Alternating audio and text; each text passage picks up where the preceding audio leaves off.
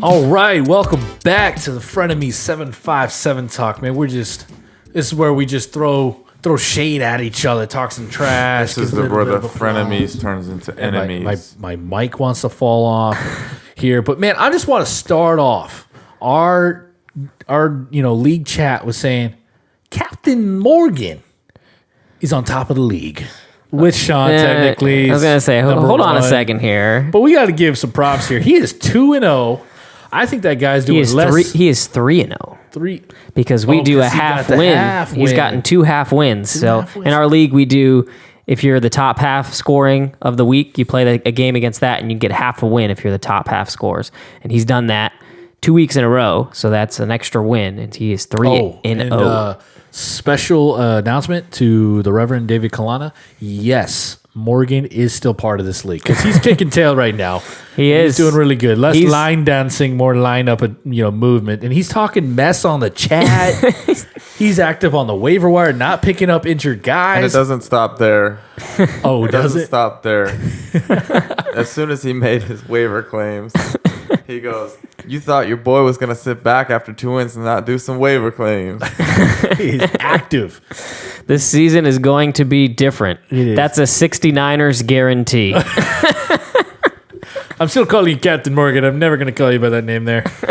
But you know what, man? Walking around town with my head held high and a quarter. Can't talk anymore. Didn't read the full thing. Good job, Morgan. Morgan is full of confidence. Real quick, you guys probably know the matchups. This past week, I beat Leroy's. I didn't see that. Tim, all right, the doctor beat the Reverend in a head-to-head matchup. The Captain Morgan that's making Ryan laugh so much beat Daniel. Poor Daniel, still 0-2. Phil beat Joe. The commish whooped my brother Mike. And very low scoring, but close. Ryan beat Soul Juice. Yeah, in the toilet bowl there, Ryan. What's going on? Yeah. I'm the toilet bowl. You were the toilet bowl this week. Winner. David and I were the first week. It was a fight to 82 points this week. It was. My favorite part of this week is after all this trash talking, Mike. It's like, wait, what the heck? My little brother's winning the league every year? This league must suck. I must get in it and win as well. And hopefully Sean can throw the picture up. We got highest score Chris Schoenrock. Boom! With a little emoji thing. It's like a good emoji. And then we got lowest score, the best Schoenrock with a poop emoji. With a poop emoji. You got that, Mike. What's up? Yeah, so other things this week. So you dominated Leroy's after the apology. Well, somewhat apology I did, and I completely outscored my projections, whooping up on Leroy's. There was a lot of things that kind of just went right for me, being the gutsy call, putting Godwin in there, picking up Greg Olsen off the waiver wire. There's things that you start, and you're like, okay, these guys weren't good. I got to swap them out. And it was a good call. Usually offenses explode on a Thursday night. Yep. Except for Joe's half the lineup with his Panther players, Joe, man. I mean, I'm sure you're aware, but you got to stop being such a Panther homer. What's going on here? Like, that killed you last week. I felt so bad. I'm watching this Thursday night game. I'm like, your whole team is going down right now. Like, it's over. His week was over on Thursday. It was. He was not going to win. And I could not understand why Christian McCaffrey wasn't game planned more in that game. Like, hurry up and get that 1-yard touchdown run, and he doesn't make it. But, like, where was he the whole game? Yep. Against a bad Buccaneers defense. Ryan get a job on TV? Because he's kind of funny. Is he really? Yeah. We're Dolphins fans, so we're just trained to hate him because he was a Bills fan. He was a Bills coach, and he was the Jets coach. But another cool thing on the waiver wire stuff, there were a lot of kicker movements.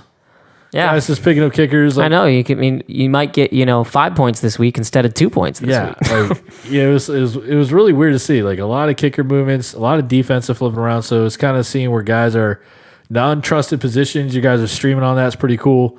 And then Phil going for the old man Frank Gore for $16. Yeah, I put a bid in on him, but I was not willing to put that much on Frank. Captain Morgan put a lot on Demarcus Robinson. Yeah, that was a big spend. I hope it works out for you, Morgan. I think it might be a short-term thing. And Jeffrey Wilson, you're talking big man, but you paid $16 for the third-string running back out of San Francisco. He was used a lot. He saw 2 touchdowns. That's what he saw. Going in. I love the Will Disley pickup there by Daniel. I mean, there's a lot of cool stuff.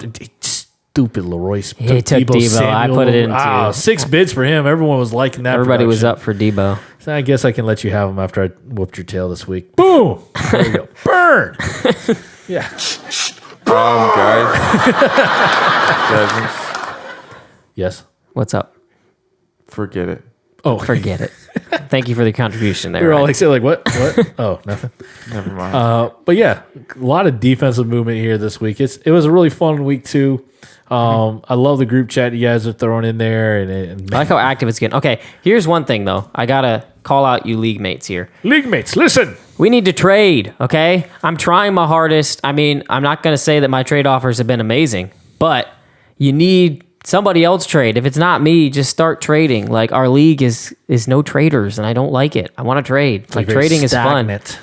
Yeah, it's just waiver wires. Here we are. We're going into the third week here, and we haven't had a trade yet. Come on. I think with how our league is, and some guys they're a little more conservative. They're risk averse, very much so. We know how they vote during election season because how conservative they are.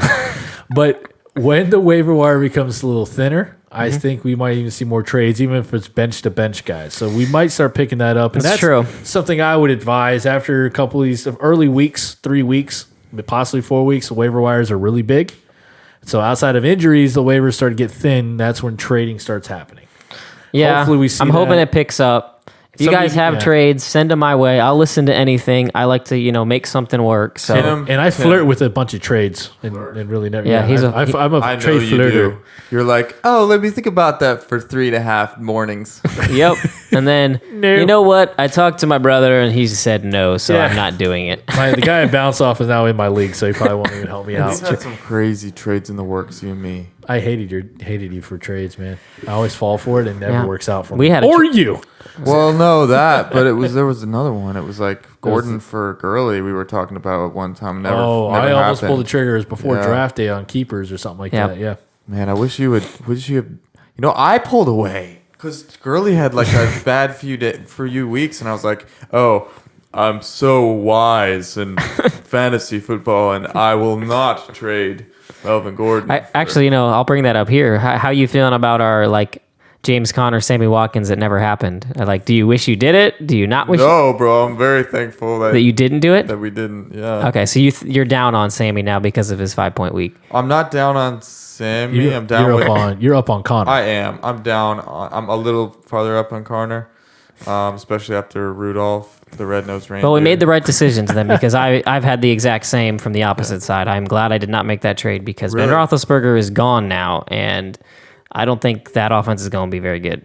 So, hit the bell. Hit the ding ding. Hit the freaking bell. What the heck are you talking about, bro? Sammy Watkins disappeared. And honestly, the only reason is because the guys are saying any guy can have a good week on any particular week. He has Patrick Mahomes as a quarterback. Yeah. The best quarterback in the league. Throws 4 touchdowns in one quarter. Him. And so I think Lizard Man is not exactly consistent over his career. He's had how many good games in his entire career? He's had a lot of good games. He's just been injured a lot. He's healthy right now. I'm definitely, I didn't think he was 42 points. That's why I tried to trade him to you. There was some Sports Illustrated feature on the new guy who emerged from the offense. DeMarcus Robinson. Yeah. I'll help you out here. Thank you. I don't know what to hit for that. Yeah, I don't know what droppings were that one. Friendly, something in between. Something like butterflies and helpful. You got a Mr. Rogers drop? I helped you out there. But you would still, in all of your bleep, you would still not trade Sammy Watkins. I am for very James okay. Conner. And not only that, the man's hurt, right? He might not play this week. His little ankle poo. I'm telling you. I'm afraid for James Conner. That I literally was in my bed last night and I was like, thank you, Jesus, that I did not trade for James Conner. I was praying the same thing. The Lord, you know what the Lord told me? Sean is not thinking through this fantasy thing. I like how we just kind of went with these injuries. It's just little ankle things. If we ever got those pro football injuries, I know. We're just rub some dirt on it. Oh, so you're siding with him, huh? Yeah, I kind of am there, yeah. I actually would have traded for James Conner with that one, and I would have probably won on the James Conner side. Okay, so you still think greater sign James Conner. I think Connor is greater on that because. So I think I would still say it's close, but if you're talking about for the next 4 to 5 weeks until Tyreek Hill comes back, I think that in the next 2 weeks you're gonna get another Sammy Watkins game over 20 points, maybe 2. He was targeted a ton. I watched that whole game, and for some reason, Patrick Mahomes. This is the most frustrating thing. Patrick Mahomes, the most super accurate guy, just kept lobbing it way over Sammy Watkins. It was like every play that went to Sammy Watkins was an overthrow, and it was just like, what's going on here? And the next play, Demarcus Robinson, so he got 60-yard touchdown. Did he get the targets? Yeah, so he got a ton of targets, actually. How many targets? Just it's funny. Fill for time here. I'll look up his targets. The group chat, Sean, it was like Mahomes is going off, and Leroyce is like saying stuff because I'm making, starting to come back to a little percentage of like who's going to win, and the meter kept going my way. Yeah, so he got 13 targets this week. Never mind. Yeah. So I mean, he just got the bad luck of the draw is what happened. I think that. They're going against the Ravens this week, so I'm not too excited about Sammy Watkins this week. But you still have a great value in your hands. So. Yeah, the value is still there. I mean, I'm not expecting anybody to trade him for a top 10 wide receiver. I think he has the upside until Tyreek Hill comes back that each week he can definitely finish in the top 10. He was the number 1. He probably still is like number 5, even though he had that week because he had 42 points week 1. So I think he's going to be probably a little boom bust. The target thing is what made me feel a little better about that 5-point game. But yeah, I would. You're right about the targets. I'll give you that. I'll give you that. If the targets are there, the volume is. So moral of the story here is we are not no longer on this trade. Talks have soured. They have soured. Yeah. So guys, league mates, as we call you, league mates, look at the depth at your bench there. If you got tradable pieces. Yep. Look at it here. Don't sit on guys that are not going to be your starters. If you're strong on running backs, need a wideout. Look at guys that can get you some upside because you need. We're not a best ball league, right? You got to start the guy to get the points. Yep. So don't sit and just be happy there. If you can find a person to trade with you, do it. Yep. So there's a little discussion for you guys on how the league's going. We'll keep you updated from week to week here. Let us know if there's anything you want us to talk about in the chat. I mean, I'm specifically calling out our league guys if there's something you want to talk about. Also, we want to get some of the guys back in here. That was fun last year getting them in here. So hit us up. If you want to be on the show, just let us know. Wednesday nights we record, and we'll get you on here. So. Oh, hold on one second. Today's 757 talk was brought to you by Phil. Phil, we will take your $5 a month to be sponsoring this show. Thank you. Oh, okay. He wants Phil Studios. That's right. So Phil Studios. He talked to me right when I left practice. He's like, I'm still up. I'll still pay $5 he's serious about it. Okay. Yeah. We need things here. So we could use another mic, so you can come on the show. So if you want to sponsor us, go for it. But all right, man, that's it. Thanks for listening, guys. Deuces. Which means goodbye.